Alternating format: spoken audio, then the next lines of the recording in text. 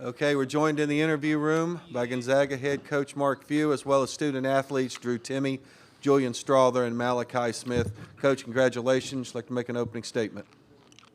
Well, I mean, it was just an unbelievable basketball game, I think. I mean, they had us on the ropes there at halftime and even maybe coming out of halftime the first couple of possessions. But, we challenged the guys at half to get back to playing our way, and I thought we played much, much better defense in the second half and cut down on our turnovers. That's what was really killing us in the first half. Again, but we knew, I mean, UCLA's got the heart of a champion, especially when they have Jaquez and Tiger out there. And, we were fortunate enough to hold them off, and Jules hit a big shot, just like his good buddy Jalen did a couple years ago. All right, we're going to open for questions. We're going to start, please, with questions for the student athletes before we get to coach. So if you'll raise your hand, be patient. We'll bring microphones to you. First question is right down front. Dominic LeBlanc, UNLV Rebel Report. Julian, hometown product. Just take me through your emotions right now, hitting that huge shot and eventually the game winner in your hometown. It's moments like that you can't make up. I mean, those are literally the moments you dream of, just to even make a shot like that in March Madness. And then, just to be back home in Vegas is like the cherry on top. But words can't describe how proud I am of just our team and our resilience. I mean, nothing was going our way. I mean, we weren't playing our brand of basketball at all through that whole first half. And, we flipped that switch. And, there's not a lot of teams in the country who could bond together and make a run like that. Let's go to the back middle. Drew, John Fanta with Fox Sports. Can you just describe what we all just witnessed? One shining moment. I think that's the best way to describe it. I mean, Julian, man, he just took on all of GU and just buttered that thing. I mean, I can't even really describe what he just did. It's crazy. It's just like that Jalen shot, man. But it's crazy. I can't even really describe it. I'm not speechless too much, and I'm pretty speechless after that. I mean, but I am the #1 Julian Strother fan forever now. Over here. With Sports Illustrated Media Group.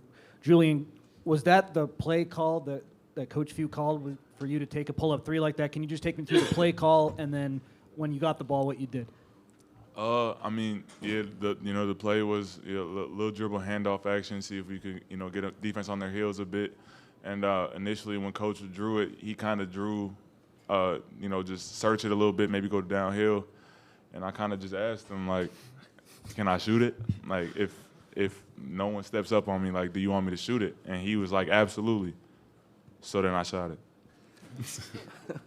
Over here A little stronger language than that. Yeah, I'm just keeping it PG, man. Over here to the left. John Titel from Hoops HD for Drew. You tied Brandon Clark's school record tonight with 36 points in a tourney game. As a guy who's only lost 12 games in your college career, did you just put the team on your back and did you just refuse to lose or something like that? No, I mean, we just got hit in the mouth and we just had to battle and fight. And, in the first half, the ball happened to be bouncing friendly to me, so I felt like I was hot, so I just wanted to keep shooting. And then in the second half, everyone, like Malachi really stepped up, Julian stepped up, Tom was playing huge defense. Like, we just rallied. And I think that's just kind of the story of this year. The first 20, as much as we might not like it to be, is probably not our best 20, but we somehow, some way, we dig deep and we find a way to just come together and rally and keep fighting. And I think that's the beauty of this team is we may be down, but we're not out. Get right here in the front row. Jade Thomas, UNLV TV. So this one's for you, Drew. You were all over the glass today, all over the board, and then tomorrow you have Saturday, you have a big matchup against another great rebounding team, Adama, huge. What are you looking forward to with that matchup? It's going to be a battle. They have two great bigs, just looking at the matchup, and they're both forces. They're both equally good, I think. It's going to be a battle, and we're going to have to play hard and gritty, and we're going to have to get dirty and nasty and do whatever it takes to win because they're they got a hell of a duo, big man punch. So it's going to be a war. Okay, let's go to our Zoom. Dan Tortora. Dan Tortora, wakeupcalldt.com. Drew, you made the decision to come back and be a part of this team this season. to sit here in this moment, one step away from the Final Four, reflecting on the fact that you decided to come back, just what this run has been like for you personally? To be honest, we're just playing. I'm not worried about when my last game is or this or that. It doesn't matter. One game at a time. Final Four is a long 40 minutes away. Long 40 minutes. You can't even think about that. So just game by game, day by day. I don't like to get sentimental or think about feelings in that regard, but I want to go to war with anyone else other than these guys. Okay, one more on Zoom. We'll go to Christopher Heidel. Hey, this is Chris Heidel from Herbison Radio in Baltimore. Congratulations on the win. This question's for Julian. You're from Las Vegas. Just talk about the crowd tonight. Is it something you saw when you were playing high school ball, or you're pretty excited about how the arena was? I mean, every time we got a chance to come down here and play in Vegas, Vegas usually shows up and they show out, and it's loud and it's electric. I mean, we got the opportunity to play UCLA last year in T-Mobile Arena, and it was a similar atmosphere. I mean, it's just crazy. I mean, it's a great venue, great city. I mean, it's slowly becoming a basketball town. So, yeah, I'm just super happy with how the crowd was. I mean, it was loud in there. Like, it was really loud in there. Can we get some questions for Malachi? He had a hell of a game. I think we need to show him some more love. So next couple questions right are for here Malachi. in the front row. Yeah, Jim Root, three-man weave. This one's for you, Malachi. It seemed like in the second half, Coach Few turned to you and Hunter quite a bit in the backcourt. First half, they had a lot of ISO buckets, and you guys really stood up defensively. Was that something you kind of expected going in with their big wing scorers, or was that more of a surprise? No, Coach, tells us that, we can come in off the bench and provide a spark on defense. And, in the first half, Coach was saying that that's not how we play. And, when I got out there, I just wanted to have an impact and just, help slow those guys down. And it was a total team effort, but, I just really take pride on that defensive end. And, I was glad I was able to contribute. Okay, back middle. This is for the players. Drew, you talked about before. Excuse me. Please identify yourself and affiliation. Austin Montgomery, Mid-Major Madness. You've said in the past you guys are better when other teammates are like Julian or hunting shots. Can you just talk about how you got the other guys involved when you guys went on the run later in the second half? It's kind of just how we play. We like for all five guys to touch the ball every possession. We really like to move it and play with some pace and really just kind of churn the butter a little bit. So that's an easy way for everyone to get involved. And then when you have guys hunting shots and being aggressive, it just spaces the floor more and makes it way easier on each other. So we know that in order for us to be at our best offensively, we all need to be aggressive. Okay, back here. Brian Shapiro, KSHP Radio. For any of the players, what was said at halftime? It seemed like a tale of two different halves, especially what you guys were able to do defensively in the second half. You disturbed their offense. What was said at halftime? That we have another 20, and we just had to realize that we weren't playing the way we know how to play, and as leaders, we had to step up and just be the voice in the locker room and just say you got to forget that 20, and the next 20 has to be different. And at the end of the day, just go out there and, if we're going to lose, go down swinging. Don't go down not playing the way we know how to play. So whether it was a win or loss, we played that second half the way that, Gonzaga does. Okay, we're here in the front. Jay Thomas, UNLV. This is for all the players, but how important is it to have someone like Malachi to come in that get a few assists, really emphasize on defense and, not necessarily care about I'm going to get mine, but more just being a team player? Oh, I mean, it's huge. I mean, Malachi kind of touched on it, just his ability to be a spark. I mean, someone had to get it going. Obviously, Drew was playing really well, but a lot of us were struggling, and we couldn't get many stops. And Malachi came in and he made huge plays defensively, and I think that really got him going on offense. He was able to get to his spots really easy. Get to his push shot floater, and he was just making plays and he was bringing energy. He was celebrating every play, offense, defense, turnover, basket. He was there, and it kind of inspired everybody. Drew, you want to address that too? She was asking about Malachi. You said all the players. No, I mean, for Malachi to be a player of the year in his conference and to come here and come off the bench, I just think it's a true testament to his character. I don't know how many people are in general are okay with accepting a lesser role because he's way more capable than I think you guys see. And, he never complains. He comes in, he works hard, he does everything that's asked of him and more. And I think that's what's most admirable about him is that he could do that a lot, but he knows on this team it's not his role every night. And I think he knows when to step up. He's great at feeling the game and just his selflessness, I think, is something that's so huge for this team, and we wouldn't be here without him. And I don't think as a program we can just express our appreciation enough for what he does and what he's meant to this program. Alan. Alan Snell with LVSportsBiz.com. You know, in early March, you guys come to the Orleans Arena and just pack the place with your fans. Seems like every year. I was wondering what kind of crowd, what kind of showing are you expecting in a couple days? I mean, you know, fans, you know, our fans turn out for us, but at the end of the day, we got to go out there and just roll the ball out and play. And, you know, it's going to be going both ways, but we got to just focus on the players in the locker room and just go out there and compete for another 40 so we can, you know, continue this journey. Okay, front. Dominic Dubois, UNLV Rebel Report. This question's for Malachi. So Julian touched on it. You really got going, and Drew also touched on how you have a really good feel for the game. Just tell me, you hit some big shots down the stretch. What allowed you to kind of get into that rhythm? I mean, I think one of the things when you're on the bench, you can kind of see how the flow of the game is going. And, you know, Drew was having it, so they were kind of keying on him a little more. So just being confident and being aggressive and knowing that, okay, you know, come off ball screens and the scheme that they were running, we knew that those were the shots that we're going to be able to get. And like Drew said, like I know I put the work in, and, you know, they got all the faith in me. So I'm going to have confidence shooting those shots, and, you know, they went in. Okay, back here. Connor Morissette, Sports Illustrated Media Group. For Drew, you, of course, already a Gonzaga legend, but tonight I think you elevated to one of the best college basketball players of all time. What does that mean to you, being one of the best of all time? That's super cool that you'd even say something like that, but to be honest, I'm just in the moment playing. That's not something that I'm, even like the scoring record, everyone asks me all the time, like that stuff's cool, but I'm not in a place where I'm gonna appreciate that until I'm done. I don't like to be sentimental. I just like to put 100% forward and not really reflect or look back. But it's super cool that you would say something like that, but it's something I can't really appreciate, I think, until I step back and, you know, are removed a little bit. Okay, we're going to take a couple more from Zoom. Christopher Heidel. Hey, this question is from Malachi. Let's talk about when was the turning point for you guys during the season? You know, when did you know when you guys had a special ball club?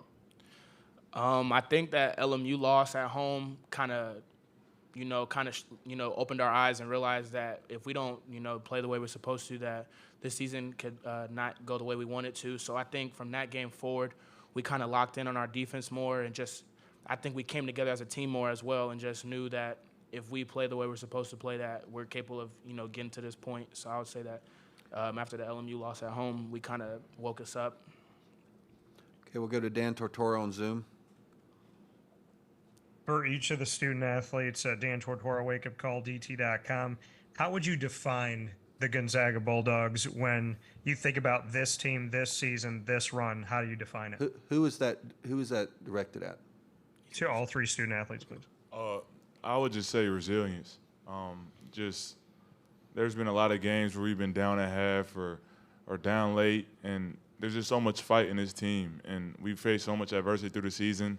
You know, early on, a lot of people were writing us off, and, you know, like Malachi was saying, after that LMU loss, you know, it was dark. Like, you know, we had a record home winning streak going before that loss, and, you know, after that, it really woke us up. And I mean, Coach Few really got into us, and he really got every piece of effort out of us. You know, like he really brought everything out, and I mean, I'm just so proud of the guys for how we responded. I mean, it's easy to fall and fold when things aren't going right. But every time we seem to just make a run or make a push or someone steps up, I mean, it's just huge. You know, I mean, not too many teams can say they've been through the adversity we've been through this year and been able to be resilient.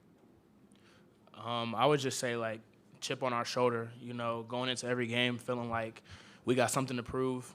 And just going out there with the mentality like, you know, we got nothing to lose. Let's go out swinging, and just have a chip on our shoulder and just, you know, just play for each other. And that's what I would say.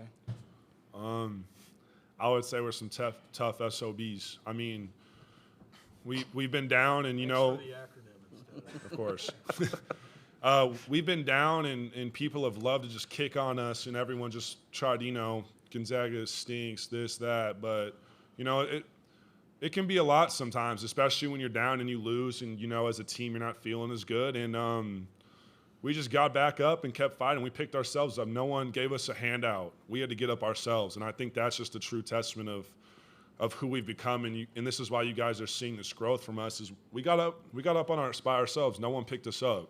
No one wanted us to get up, but we got up anyway. And I think we're just warriors, and that's just kind of what coaches instilled in us from day one. Okay, we're going to release the student athletes. Congratulations, guys. We'll see you tomorrow. We'll take questions for Gonzaga head coach Mark Few. Dan, back here in the back.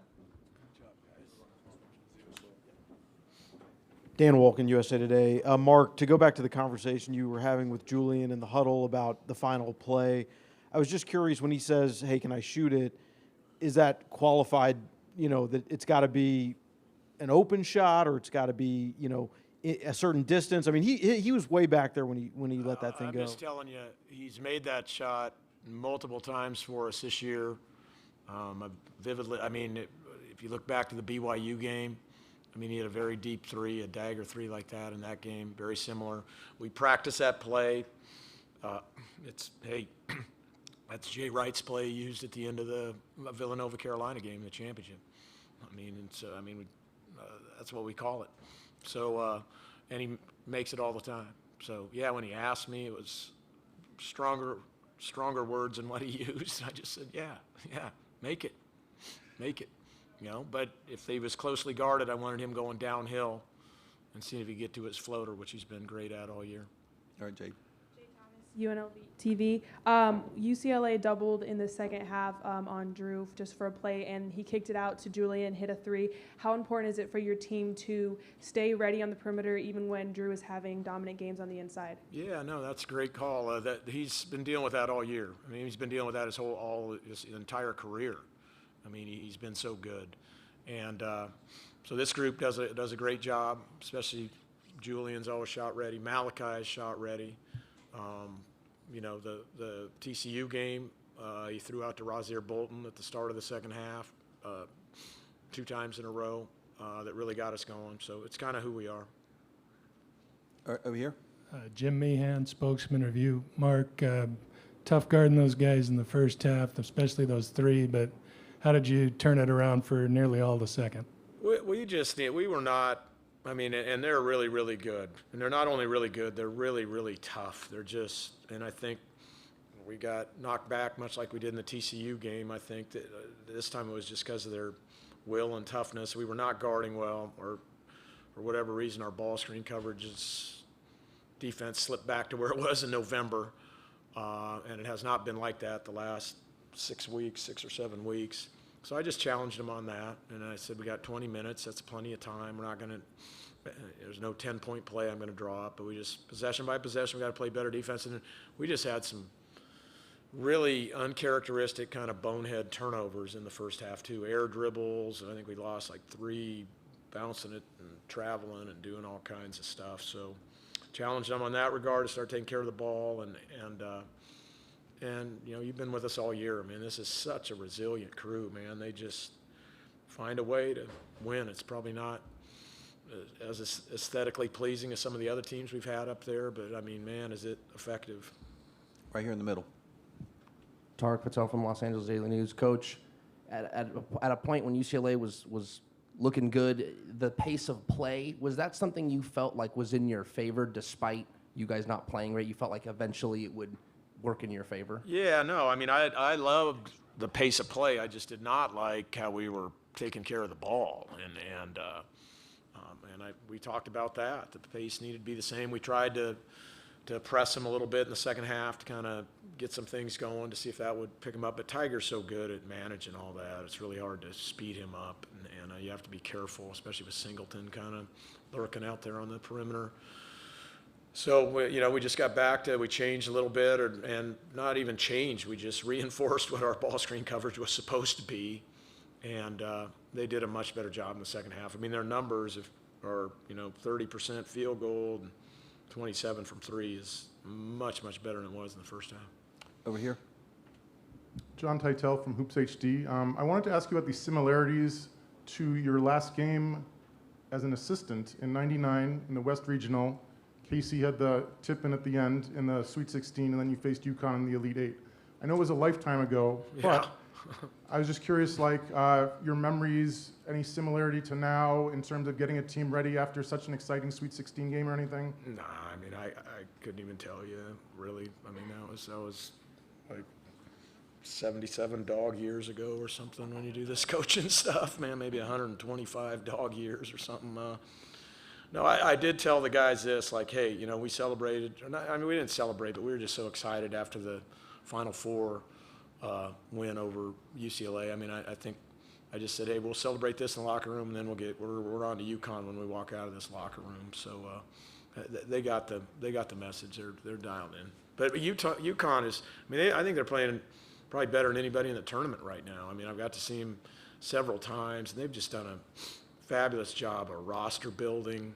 I mean, the pieces they have fit really, really well. They got multiple bigs. They got big wings. They got guards that can shoot threes and run some good stuff. I mean, and that's going to be a heck of a challenge for us. Okay, we're going to go. Microphone's coming to you there. Okay. Mark, John Fanta with Fox Sports. So much of this tournament, you know, people talk about validation and winning games in it. And like when a game comes down to what it just came down to, where they hit a big time shot, you answer.